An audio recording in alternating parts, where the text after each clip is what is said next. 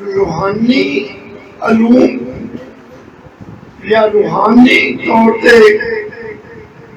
کچھ رہن واسطے دنیاوی قرآنی دینی علم ہونا بھی بہت ضروری ہے۔ جس نے تے روحانی منازل طے کرنی ہے نا وہ واسطے ضروری ہے کو بیعت کرے۔ جس نے روحانی منازل طے کرنی ہے، ٹھیک ہے، بیعت کا مطلب مرشد کا مطلب ہوتا ہے کہ وہ رہنمائی کرتا ہے، وہ دین دے اندر تاری رہنمائی کرے گا۔ تانوں میں اکثر یہ کہنا ہونا کہ 18,000 مشاغل سہگانا سنت تے پیروی تے وہ کروائے گا تہاڈا مرشد، تم دسے گا نہیں بھی یہ غلط کر رہا ہے، اے 5 وقت کی نماز پڑھنی ہے، ایسا پڑھنی ہے، بھئی اے کام غلط ہے، اے صحیح ہے۔ وہ تانوں نکے نکے کام جڑے نا مرشد دا ذمہ داری ہے، اور مرشد کی نگاہ ہونی چاہیے کہ مرشد نو پتا ہوگی، مرشد نو پتا ہوگا کہ شہزاد گڈی کیڑی سپیڈ سے لے کے جا رہے، وہ رہنمائی کرتا ہے۔ مرشد کا مطلب ہی رہنمائی کرنا۔ اسی اکثر ایک گل، میرے دوست اکثر ایک گل کہندے نے جی وہ پیر نہیں وجہ پیڑ نہ مقابلے، بھائی پیڑ تے آپ ہی مک جاتی ہے بولس دے وچ۔ سالک واسطے ضروری ہے جڑا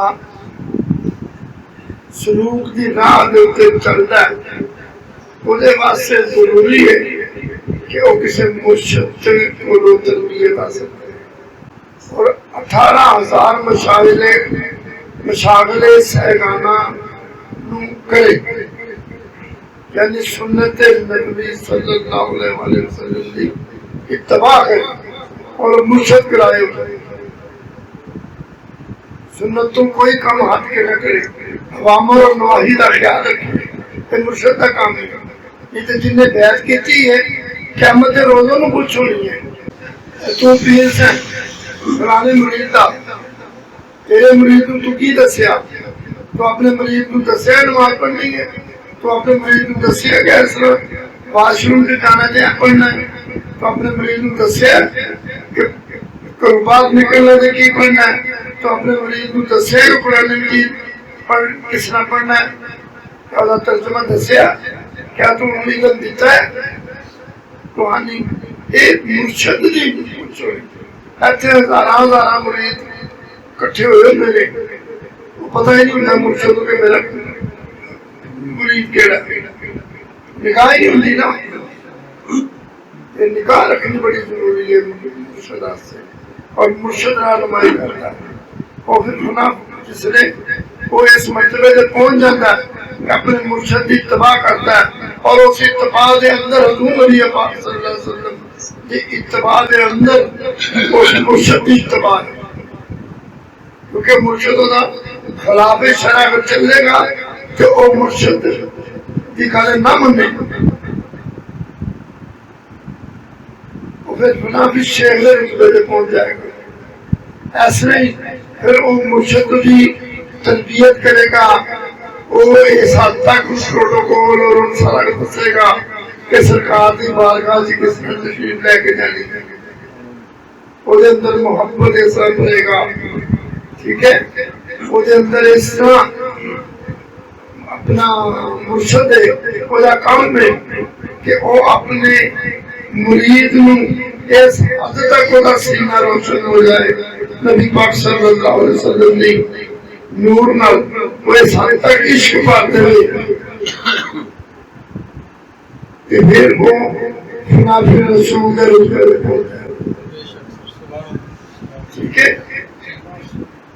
صرف منافع رسول کے رتبے پہ پہنچ جائے پھر نبی پاک صلی اللہ علیہ وسلم کی بارگاہ اقدس کے اندر،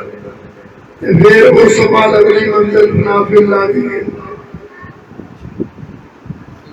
منافع اللہ کی منزل وہ حدیث مبارکہ کے مطابق ہے کہ جن حدیث اللہ فرماتے ہیں، حدیث قدسی ہے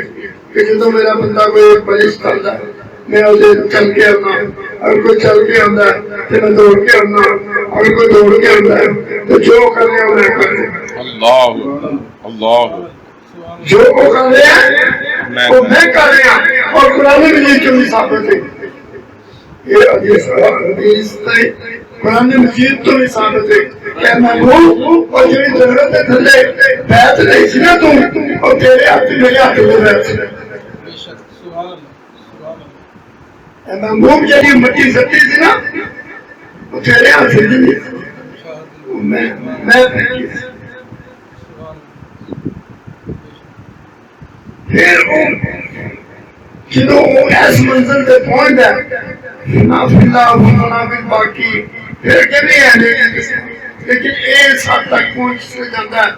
کہ پھر وہ مجذوب اور جذب کی کیفیت آ جاتا ہے اور مجذوب ہو جاتا ہے مجھے اسرار الہی کھلتے نہیں اور وہ محبت کے اندر اللہ کی محبت کے اندر اس حد تک غرق ہو جاتا ہے غرق نہیں کہنا چاہیے اس حد تک وہ محبت کے اندر اس حد تک چلا جاتا ہے کہ انہوں پھر اللہ تو سواؤ کچھ نظر نہیں آتا یہ تیجی سلاخہ وانو نہیں یوسف ان تیری بھی ضرورت نہیں رہی ان میں تنہا چھوڑ دے میں اللہ کی رضا واسطے ہے پھر گناہ بلا رہا تو دعائے اور ایک ایسا مقام ہے ایک ایسا مقام ہے اللہ تبارک و تعالیٰ کی محبت کے اندر اللہ کے عشق کے اندر اور یہ صرف چلتا ہے نبی پاک صلی اللہ علیہ وسلم کی پیروی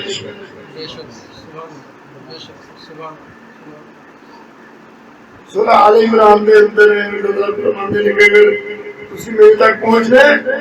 تو میرے محبوب کی پیروی کرو اور انہوں نے ذریعے میرے تک پہنچ پھر پتہ لگتا فخر کی ہے پھر پتہ لگتا جبر کی ہے پھر پتہ لگتا معرفت کی ہے پھر پتہ لگتا حقیقت کی ہے پھر پتہ لگتا ہے عارف باللہ کیوں کرنے میں پھر پتہ لگتا ہے کہ صبر کی ہے تو شکر کی ہے یہ تصور کی ہے ساری تصور کی قسمیں